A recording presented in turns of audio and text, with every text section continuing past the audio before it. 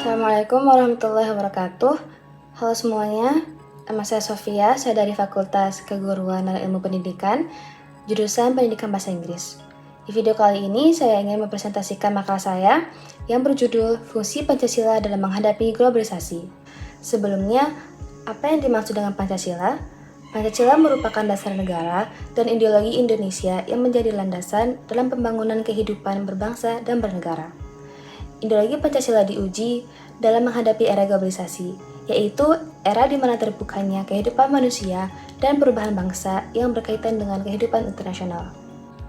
Fungsi Pancasila dalam menghadapi globalisasi yaitu untuk mengkritisi pengaruh-pengaruh globalisasi dan modernisasi, kemudian untuk mengaktualisasikan setiap nilai pada masing-masing sila, maka dijabarkan pada peraturan-peraturan dan norma. Pancasila sangat penting dalam menghadapi globalisasi, yaitu untuk menjaga kepribadian bangsa Indonesia. Karena dengan adanya globalisasi, batasan-batasan antar negara seakan tak terlihat, sehingga budaya asing dengan mudah dapat masuk ke masyarakat. Berikut dampak globalisasi dalam bidang ekonomi. Terdapat dampak positif dan dampak negatif. Terdapat 3 dampak positif, yaitu perubahan tata nilai dan sikap, berkembangnya ilmu pengetahuan dan teknologi, dan kemudian yang terakhir, tingkat kehidupan yang lebih baik. Perubahan tata nilai dan sikap yaitu masyarakat yang awalnya bersifat irasional menjadi rasional. Kemudian berkembangnya ilmu pengetahuan dan teknologi dapat memudahkan masyarakat dalam beraktivitas. Dan yang terakhir, tingkat kehidupan yang lebih baik yaitu dibukanya industri yang memproduksi alat komunikasi dan transportasi yang canggih merupakan salah satu usaha mengurangi pengangguran dan meningkatkan taraf hidup masyarakat. Kemudian dampak negatif, terdapat pola hidup konsumtif, yaitu masyarakat tertarik untuk mengonsumsi barang dengan banyak pilihan yang ada. Kemudian yang kedua, bersikap individualis, yaitu dengan kecanggihan teknologi, masyarakat tidak butuh dengan orang lain dalam aktivitasnya. Kemudian, gaya hidup yang ke barat-baratan. Sebagai contoh, pergaulan bebas yang terjadi di budaya barat. Peranan Pancasila dalam menghadapi globalisasi yaitu dapat diaktualisasikan melalui masing-masing kelima sila. Sila pertama, ketuhanan Yang Maha Esa, yaitu masyarakat yang percaya akan Tuhan dan tetap menjalankan kewajibannya, tidak mudah terpengaruh oleh globalisasi. Yang kedua, kemanusiaan yang adil dan beradab, yaitu mengakui persamaan derajat sesama manusia dalam hal hak dan kewajiban.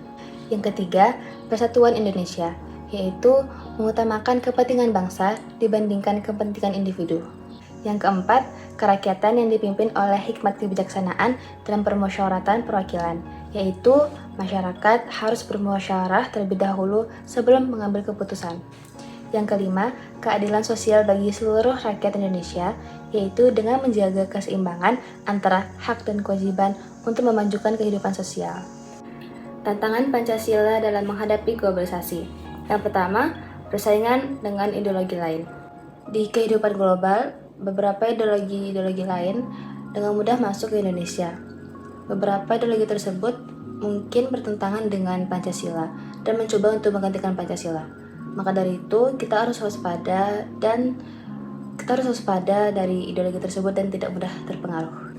Berikutnya adalah kurangnya pemahaman, yaitu kurangnya pemahaman masyarakat apa yang terkandung dalam Pancasila dalam era globalisasi. Maka dari itu, untuk meningkatkan pemahaman dan pengamalan Pancasila bisa melalui pendidikan sosialisasi dan budaya. Contohnya di pendidikan seperti mempelajari pendidikan kewarganegaraan. Tantangan berikutnya ialah perkembangan ilmu pengetahuan dan teknologi. Perkembangan iptek ini memang bisa membuat dampak positif, tapi juga bisa sebaliknya.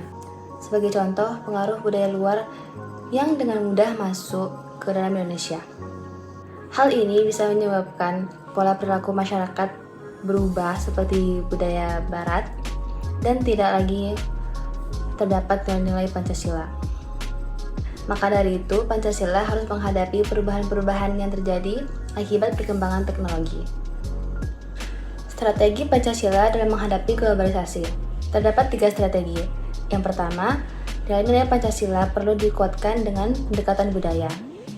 Yang kedua, penguatan nilai-nilai Pancasila di sektor pendidikan. Yang ketiga, penegakan hukum. Yang pertama, nilai-nilai Pancasila yang perlu dikuatkan dengan pendekatan budaya dapat dilakukan melalui pemerintah Kemendikbud. Hal ini bisa dilakukan dengan cara membangun fasilitas atau pos-pos budaya di semua wilayah dalam rangka melestarikan kebudayaan lokal yang ada di masyarakat. Yang kedua, penguatan nilai-nilai Pancasila di sektor pendidikan, yaitu nilai-nilai Pancasila terinternalisasi dengan baik dalam kurikulum pendidikan nasional. Yang ketiga, penegakan hukum, yaitu nilai-nilai Pancasila telah tercermin dalam sejumlah peraturan yang ada di Indonesia. Cara Pancasila bertahan dalam menghadapi globalisasi.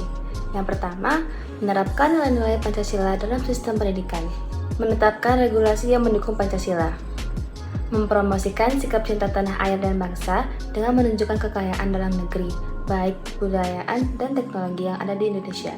Mengidentifikasi kebenaran informasi sebelum mempercayai atau menyebarkannya. Meningkatkan partisipasi masyarakat dalam mengambil keputusan dan menjunjung tinggi demokrasi. Mengutamakan keberlanjutan lingkungan dan memastikan kegiatan ekonomi tidak merusak lingkungan. Sekian dari saya, jika ada kurangnya mohon dimaafkan. Wassalamualaikum warahmatullahi wabarakatuh.